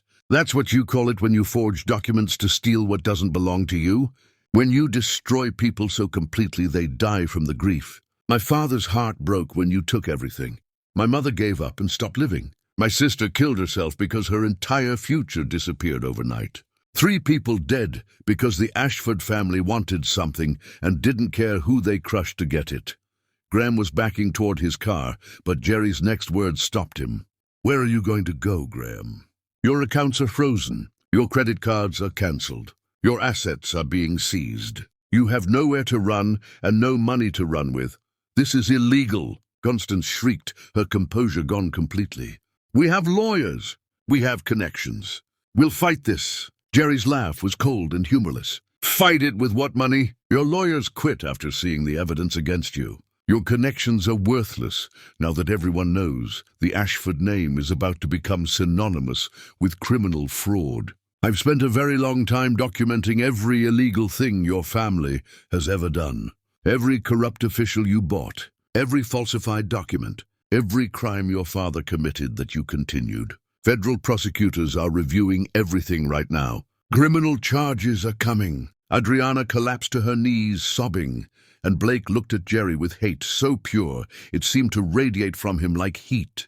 "This is about revenge. This is about you being bitter because your family couldn't compete." "No," Jerry said, his voice dropping to something that made even Janelle shiver from her position in the cottage. "This is about justice for people who died because of your family's greed. This is about making sure you pay for every life you destroyed. But there's one more thing I need to address, Blake. Something very personal between you and me." Jerry pulled out another folder, thick with documents, and threw it at Blake's feet. "Divorce papers. Filed on behalf of your wife, who you abandoned while she was carrying your child. Abandonment, emotional abuse, reckless endangerment of a pregnant woman and her unborn baby. I have hospital records from the night Lily was born, showing how close both mother and child came to dying. I have police reports. I have doctor testimony. I have everything I need to make sure you never see your daughter again." Blake's face went from purple to white to something beyond color. "Where is Janelle? Where is my daughter?" "Your daughter?" Jerry's voice was deadly quiet. "You mean the daughter you've never met? The daughter whose birth you missed because you were on a yacht, laughing with your family while your wife was dying. You blocked her phone number, Blake. You erased her from your life while she was pregnant. You have no daughter." "Not anymore. Those papers include a petition for full custody. Janelle will raise Lily alone, and you will spend the rest of your life in prison wondering what your child looks like." Constance found her voice, though it came out as a desperate screech. "You can't do this. We're the Ashford family. We have power." Jerry smiled, and the expression was cold enough to freeze fire. "You were the Ashford family. Past tense. Because by the time I'm done, that name will be poison. Every news outlet in the country will run stories about your crimes. Every person you hurt will feel vindicated. And every morning you wake up in a prison cell, you'll remember the family you destroyed, who came back to destroy you." Blake made one final desperate lunge at Jerry, but Jerry caught his arm and twisted, putting Blake on his knees with a move so fast Janelle barely saw it happen. Jerry leaned down and said something directly into Blake's ear that Janelle couldn't hear, something that made Blake's face go slack with horror. Then Jerry released him and walked away, leaving the Ashford family in ruins on their front lawn. Police cars were pulling up now, officers emerging to arrest people whose crimes had finally caught up with them. Jerry walked directly toward the cottage, and Janelle backed away from the window with her heart pounding. The door opened, and Jerry stood there. And Janelle looked at this man she thought she knew, and realized she was only beginning to understand who he really was. "Who are you?" she whispered, clutching Lily tighter. "I'm someone who spent a very long time becoming wealthy enough to destroy the people who killed my family," Jerry said, his voice tired but honest. "I'm someone who came here planning revenge and nothing else. And I'm someone who fell in love with you and your daughter, despite every intention not to care about anyone ever again." The confession hung in the air between them. Janelle felt tears start to fall because she didn't know how to process everything, didn't know how to reconcile the gentle man who sang lullabies with the person who had just destroyed an entire family with calculated precision. "You lied to me about everything," Janelle said, her voice breaking. "I lied about who I was," Jerry admitted, "but I never lied about how I felt. Everything I did for you and Lily, I did because I care about you, not because it served my revenge. You became the part of my life that reminded me I used to be someone who believed in protecting people instead of just destroying their enemies." Janelle looked at him, standing in the doorway of the cottage that had become their temporary home. Looked at this man who had saved her life and cared for her daughter and destroyed her husband's family, all for reasons that were both revenge and something deeper. "What happens now?" "Now I take you somewhere safe," Jerry said. "Somewhere far away from the Ashford family and everything they represent. And then I tell you the whole truth about everything, about who I really am, about what I own, about why I hid my identity, to test whether anyone in that family had a heart worth saving. They all failed, Janelle, every single one of them. But you showed me that goodness still exists even in houses built on cruelty." Janelle looked down at Lily, sleeping peacefully in her arms. This daughter who would never know the family that rejected her, and she made a decision. "Okay, take us somewhere safe. And then you owe me every truth you've been hiding. No more secrets, Jerry. If we're going to move forward from here, I need complete honesty." Jerry nodded, relief visible on his face. "Everything, I promise. Let me get your things." Within the hour, they were in Jerry's truck driving away from the Ashford estate, leaving behind the family that was just beginning to understand the magnitude of what had hit them. Janelle looked back once and saw police officers approaching Blake and his family, saw the beginning of an ending that had been building for longer than she had known. Chapter 8. The House That Truth Built. They drove toward the coast, where the smell of salt water grew stronger with each mile, and Lily slept in her car seat, oblivious to the world-changing events happening around her. Janelle stared out the window, watching landscape transform from suburbs to countryside to coastline, and Jerry remained silent beside her. His hands gripping the wheel with tension he was fighting to control. Whatever he was about to show her, whatever truth he was about to reveal, was difficult for him in ways she didn't fully understand yet. Janelle felt her own tension building because everything she thought she knew about Jerry Johnson was about to be rewritten, and she didn't know if she was ready for that transformation. The ocean appeared on the horizon, vast and endless, and Jerry turned down a private road that led toward cliffs overlooking water. At the end of that road stood a house that took Janelle's breath away.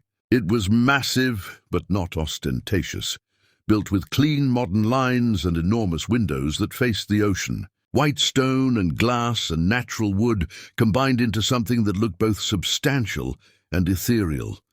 Jerry pulled into the circular driveway and turned off the engine, but he didn't get out immediately. He sat there staring at the house with an expression Janelle couldn't read. "I built this," Jerry finally said, his voice quiet. "Spent a fortune on it. Hired the best people to make sure every detail was perfect. But I've never lived here, never even stayed one night, because building a house this beautiful when you're completely alone felt like torture." Janelle looked at the house, at the way it seemed to grow from the cliffs naturally. "Why are you showing me this? Why bring me here?" Jerry turned to look at her, and his eyes held vulnerability she had never seen before. "Because you asked how a servant could own something like this. Because you deserve to know the truth about who I really am. And because I want you and Lily to stay here, to be safe here, while everything with the Ashford family plays out." He got out and came around to help her with Lily, and Janelle followed him toward the massive front door. Jerry entered a code, and the door swung open silently, revealing an interior that made Janelle's breath catch. The entire back wall was glass overlooking the ocean, and the view was so spectacular it made her feel suspended between earth and sky. The furniture was minimal but beautiful, everything in shades of white and cream and natural wood. Artwork hung on walls, pieces Janelle recognized as expensive, even though she knew nothing about art. The kitchen was state-of-the-art, with gleaming appliances and marble countertops. Everything spoke of wealth so profound it made the Ashford mansion look cheap by comparison. "Jerry," Janelle whispered, turning to face him with Lily in her arms. "Who are you really? How does a groundskeeper own a house like this?" Jerry set down their bags and moved to stand in front of the windows, his back to her, his shoulders tense. "I'm not a groundskeeper. I never was. My name is Jerry Johnson, and I'm the sole heir to everything my family built before it was stolen. But more than that, I'm someone who spent a long time after my family died making more money than the Ashfords could imagine. I own properties around the world. I have wealth that generates income while I sleep. I'm far wealthier than Blake's entire family combined." The words hung in the air, and Janelle felt the room tilt as understanding crashed over her. "You've been pretending to be poor, living in that cottage, doing manual labor. All of it was a disguise." "Yes," Jerry said, finally turning to face her.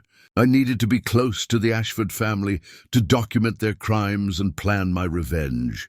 The best way to do that was from a position where they didn't see me as a threat, where they forgot I was even human. So I became their groundskeeper, and I played that role for a long time. But I also did something else. I hid my identity to test them, to see if any of them had a heart worth saving. I wanted to know if they would show kindness to someone they perceived as beneath them. They all failed, Janelle, every single one. But you were different. You saw me as human even when you thought I was just the help." Janelle felt tears streaming down her face. "And me? Was I part of your test? Was taking care of me just another way to hurt them?" "No," Jerry said, and he moved toward her with intensity that made her take a step back. "You were never part of the plan. You were the complication I didn't anticipate. When Blake brought you home, I thought you were just another Ashford, just another person drunk on wealth. But then I watched as they treated you like garbage, watched as you tried so hard to earn love from people incapable of giving it. And I started to care about you despite every intention not to feel anything for anyone ever again." He stopped a few feet away from her, giving her space. "Everything I did for you and Lily, I did because I care about you. The breakfast trays and the nursery and driving through that storm and taking care of you both, none of that was manipulation. That was me remembering what it felt like to want to protect someone instead of just destroying their enemies. You made me remember I used to be someone who believed in building things instead of just tearing them down. Janelle looked at this man who had lied about everything except his feelings. This man who had saved her life and cared for her daughter and destroyed her husband's family, all for reasons that were both revenge and redemption woven together. I don't know how to feel about this. Part of me is angry you lied. Part of me is grateful you protected us. Part of me is terrified of how much I care about you despite everything. Then let me show you what's real, Jerry said. Stay here. Let me take care of you and Lily while the legal proceedings against the Ashford family play out. Let me prove through actions that what I feel for you is genuine. And when it's all over, when Blake and his family are paying for their crimes, you can decide whether you want anything to do with me or whether you want me to disappear from your life forever. Janelle looked around the ocean house, at the space that spoke of loneliness transformed into hope. She looked down at Lily sleeping peacefully in her arms, and she looked at Jerry standing there with his heart in his eyes, offering her safety and care and love if she was brave enough to accept it. Okay, she finally said. We'll stay, but you owe me the whole story. Every detail about your family and what the Ashfords did to them. Every step of your revenge. Everything. No more secrets. Relief flooded Jerry's face. Everything. I promise. He led her through the house to a bedroom that faced the ocean, enormous and beautiful with its own sitting area. A crib had already been set up by the windows, and Janelle realized Jerry must have prepared this room, knowing she would come, hoping she would agree to stay. She settled Lily in the crib, and the baby barely stirred, exhausted from the day. Janelle stood there watching her daughter sleep, thinking about how this child would grow up, never knowing the family that rejected her. Jerry stood in the doorway waiting, and Janelle took a breath before turning to face him. Tell me everything. Starting from the beginning. I want the whole truth, so Jerry told her. They sat in the living room overlooking the ocean while the sun set in shades of gold and crimson, and Jerry told her everything. About his family and what the Ashfords had done. About watching his father and mother and sister die one by one. About spending time rebuilding himself and creating wealth. About hiding his identity to test whether anyone in the Ashford family had a heart worth saving. And he told her about falling in love with her despite every intention to remain detached. About driving through that storm and realizing revenge meant nothing if she and Lily died. About holding Lily for the first time and feeling something crack open inside his chest. Janelle listened to all of it. And by the time Jerry finished, full darkness had fallen, and the ocean was just sound beyond the windows. She sat there processing everything he had told her, trying to reconcile the man who had cared for her so tenderly with the man who had destroyed an entire family with calculated precision. What happens now? She finally asked. Jerry leaned forward. The criminal case against the Ashford family will take time to fully resolve, but they'll be arrested soon. The evidence is overwhelming. They'll all go to prison. The divorce will be finalized quickly, given the abandonment and endangerment charges. You'll get full custody of Lily, but more than that, you'll be free. Free from Blake and free from his family, and free to build whatever life you want. And what about you? Janelle asked. Where do you fit in that life I'm building? Jerry looked at her with hope and fear mixed together.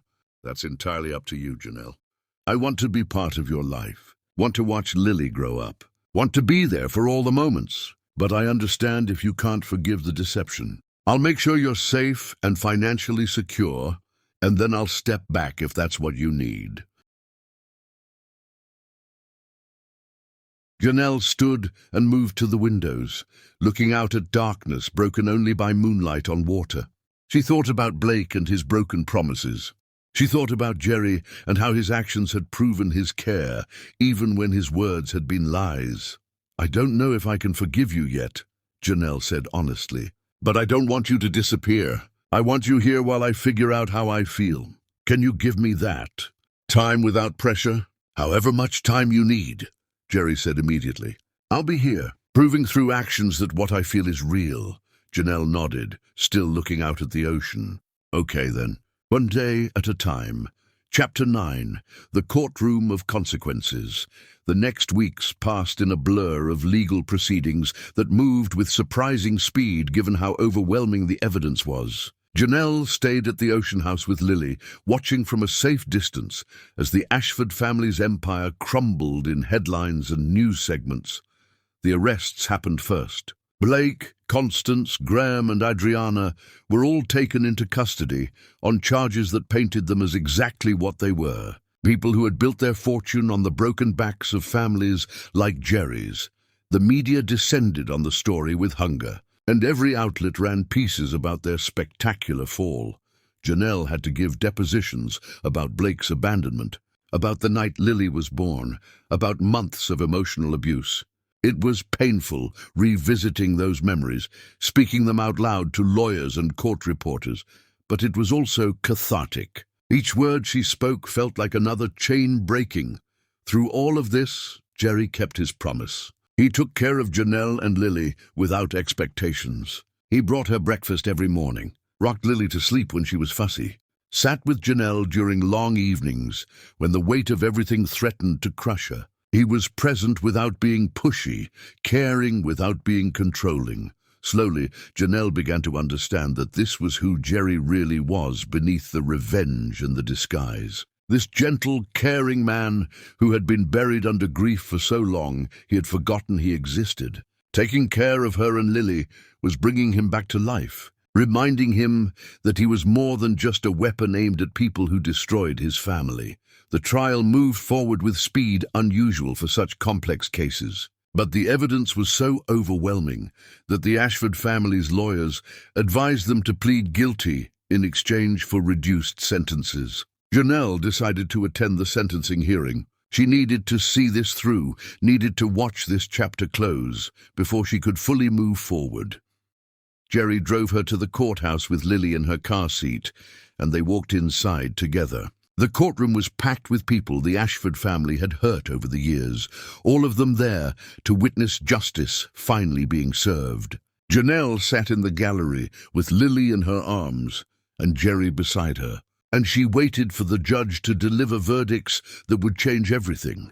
Blake was brought in, wearing an orange jumpsuit that stripped away the last vestiges of his arrogance. He looked older, diminished, like someone who had finally realized that wealth couldn't protect him from consequences. Constance, Graham and Adriana followed, all of them wearing the same orange, all of them looking defeated in ways Janelle had never seen.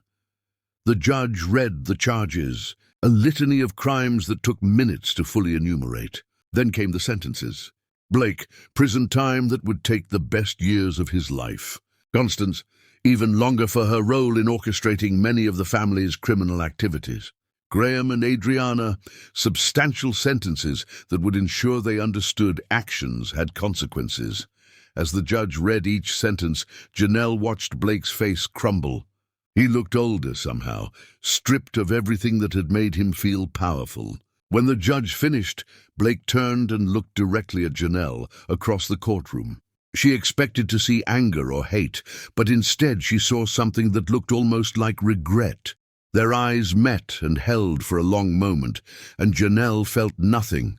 No anger, no satisfaction, no grief for what they had once been. Just emptiness where her feelings for him used to live. She had loved him once, or thought she had, but that love had died so slowly, she hadn't even noticed it was gone until she stood in a courtroom watching him be sentenced to prison.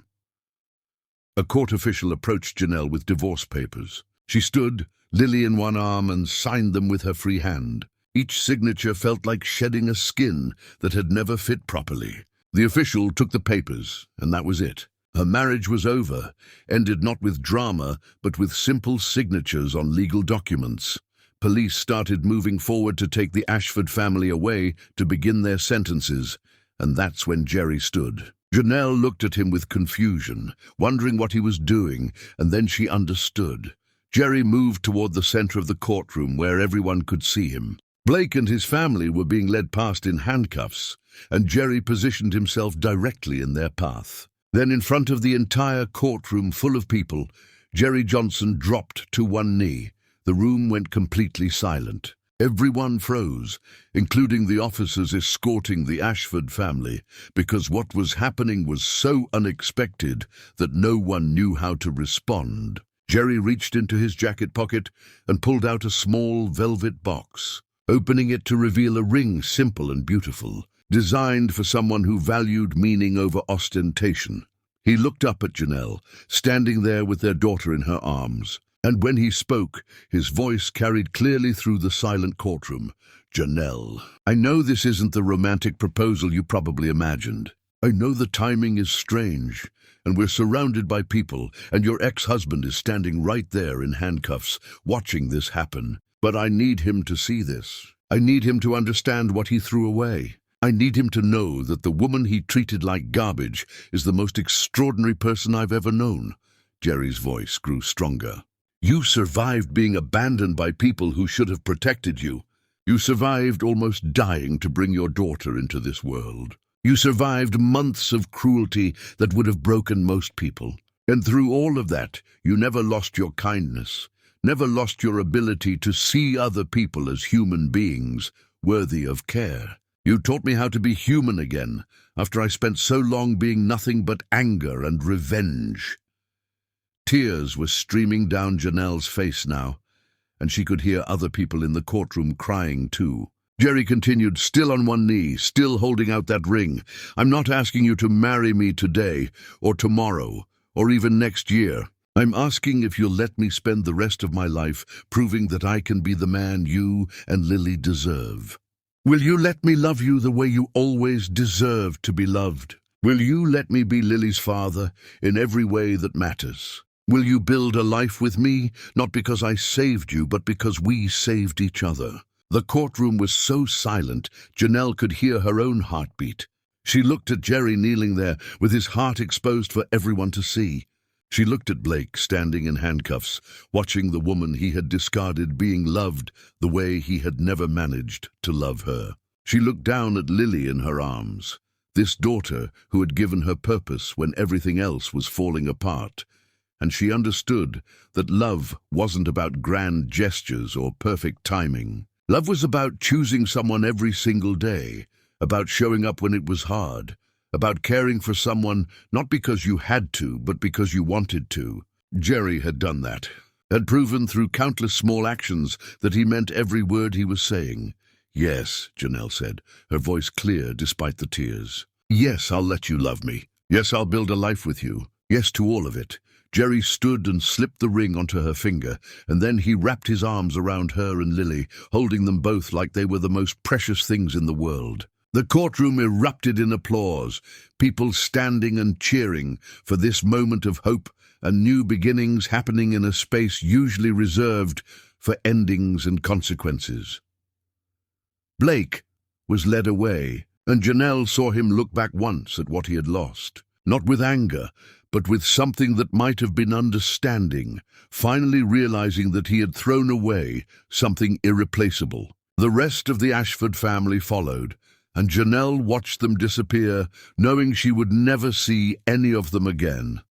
She looked down at the ring on her finger, at the 3 stones Jerry had told her represented the 3 of them, a family they were choosing to build. She looked up at Jerry holding Lily with such tenderness, and she felt peace settling into her bones.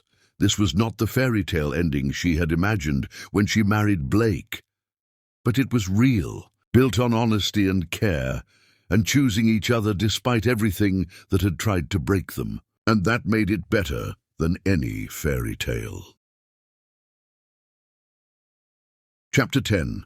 The Forever Promise. The weeks after the sentencing passed in gentle rhythm, as Janelle and Jerry learned to be a family without crisis, driving them together. They woke with Lily's demands for breakfast, spent afternoons walking the cliffs overlooking endless ocean, spent evenings watching their daughter discover her own fingers with the fascination of someone encountering magic. Janelle wore the ring Jerry had given her, but they had not set a wedding date, both of them understanding that building something real required time and patience. Jerry proved every day through small actions that his love was genuine, and Janelle felt her fear slowly transforming into trust. One morning, Janelle woke to find official documents on the kitchen counter. The final divorce decree, stamped and sealed, turning her from Mrs. Blake Ashford into simply Janelle again. She signed her maiden name with satisfaction that felt like reclaiming something stolen, like becoming herself again after years of wearing someone else's identity. The settlement was substantial, more money than she had imagined, enough to ensure Lily would never want for anything. But Janelle had learned that money meant nothing without care, that living in luxury felt like prison when the people there treated you like garbage. She set most of it aside for Lily's future, for opportunities she herself had never had. Jerry found her sitting on the porch overlooking the ocean, and he settled beside her with Lily in his arms. The baby was getting bigger, more alert, tracking faces and sounds with growing awareness. When Jerry sang to her now, Lily would coo back as if trying to join the melody. "The divorce is final," Janelle said, showing him the documents. "It's really over." Jerry looked at the papers and then at her. "How do you feel?" "Free," Janelle said honestly. "Lighter than I've felt in so long. Like I can finally breathe without weight crushing my chest. Is that wrong? Should I feel sad?" "You feel however you feel," Jerry said gently. "There's no right or wrong way to process the end of something that hurt you.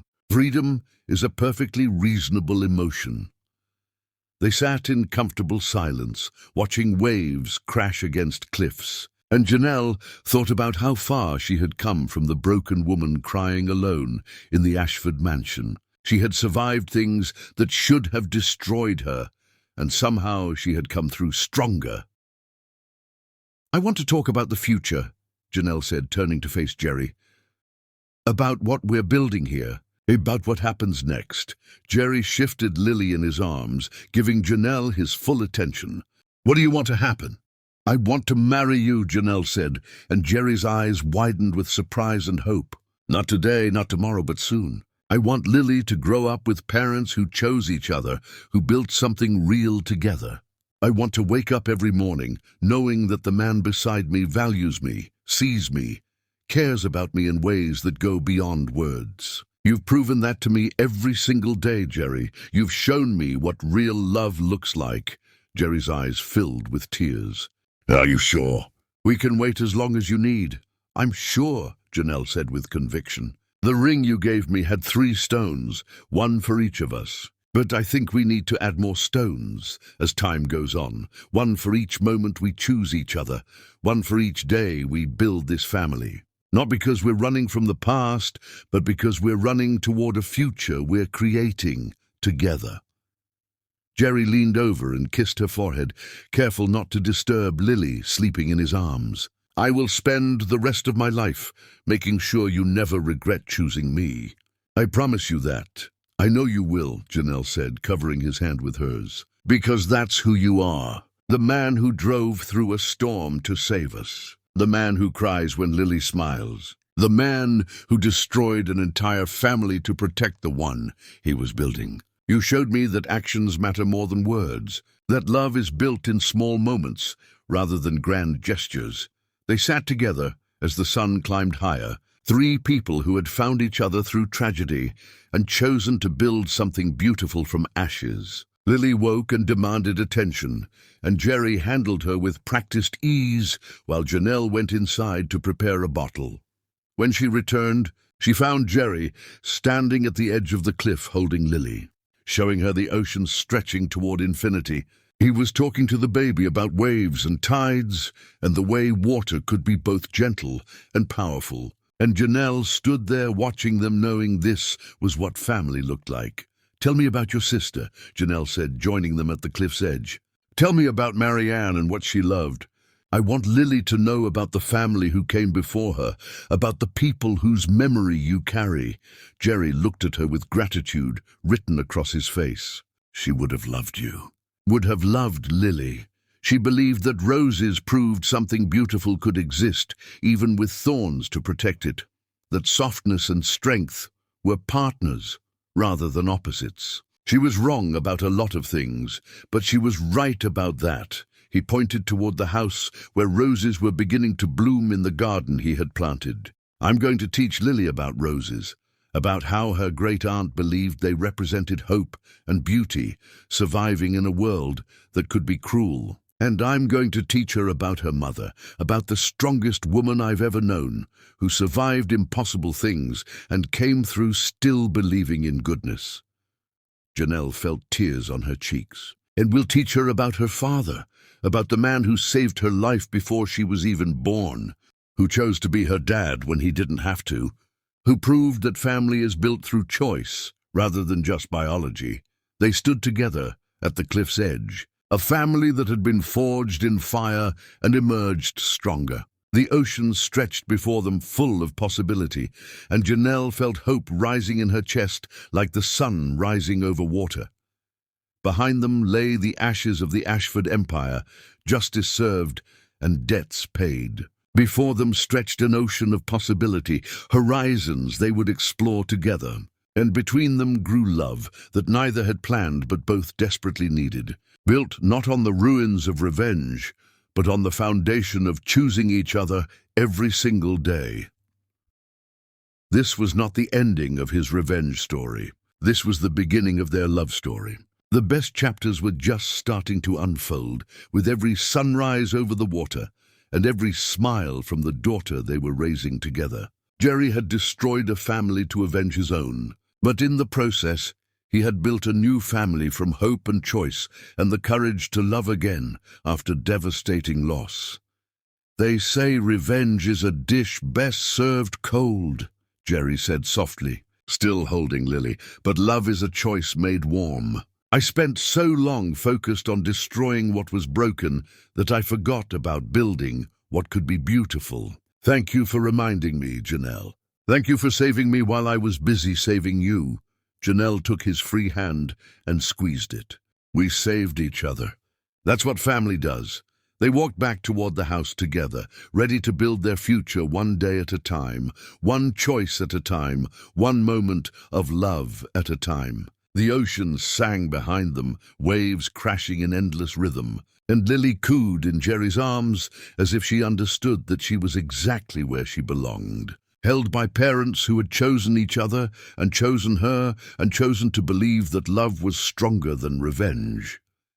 They say the cruelest prisons wear masks of gold, but the strongest foundations are built from truth and time. Behind them lay wreckage of an empire built on broken backs, justice served, and old debts finally paid. Before them stretched an ocean of possibility, horizons they would explore as the family they chose to become. And between them grew love that neither planned but both desperately needed.